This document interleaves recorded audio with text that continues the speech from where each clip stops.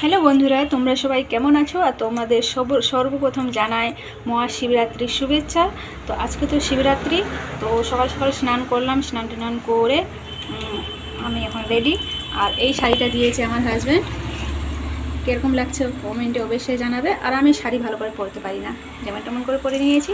তো আমাদের পাশের বাড়িতে দিদি আছে, দিদির সঙ্গে যাবো মন্দিরে। তো এখানে আমার ছেলেও আছে, এই যে আমার বাবাকে নিয়ে যাব মন্দিরে। আর আমার হাজব্যান্ডে গেছে কাজে। তো আমি চললাম এখন মন্দিরে পুজো দিতে, শিবের মাথায় জল ঢালতে। তোমরা ফুলগুলো একটু দেখো, তোমাদেরকে যদি একটু ভালো লাগে তো লাইক কমেন্ট আর প্লিজ একটু ফলো করে দিও। তো বাই বাই, চলো মন্দিরে গিয়ে দেখা হবে। তো বন্ধুরা, আমরা মন্দিরে চলে এসেছি আর আমার দিদির সঙ্গে চলে এসেছি। তো মন্দিরে এতটা ভিড় ছিল না, দিদি বললো তাড়াতাড়ি চলো, সকাল সকাল গেলে কি এতটা ভিড় পাবে না, কারণ দুপুরবেলা প্রচুর ভিড় থাকবে বলে আমি দিদির সঙ্গে চলে এসেছি। আর এখানে দোকান নিয়ে বসেছিল ফুল, যা যা লাগে প্রসাদের জিনিস, আমি সেটা নিয়েছি। আমি নিয়েছি বেলপাতা, কলা, ফুল, দুধ আর ধূপকাঠি, এইগুলোই নিয়েছি। যা আমার যেটা ভালো লাগলো ওটাই নিলাম। তো প্লেটটাও মানে এখান থেকেই দিয়েছে, পুজো টুজো করে প্লেটটাও দিয়ে দিব।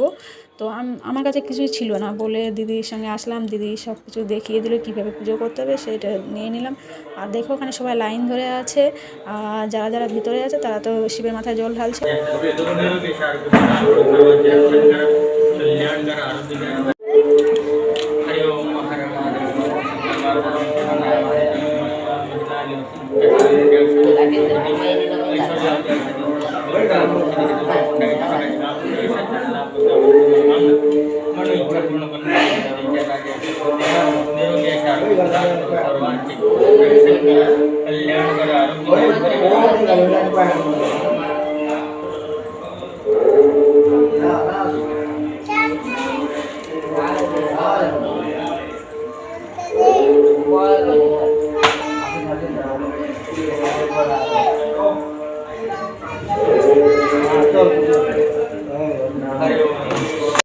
তো বন্ধুরা, শিবের মাথায় জল ঢালা হয়ে গেছে, খুব তাড়াতাড়ি হলো, কারণ আমাদের বাড়ির সামনেই মন্দিরটা ছিল, খুব ভালো লাগলো।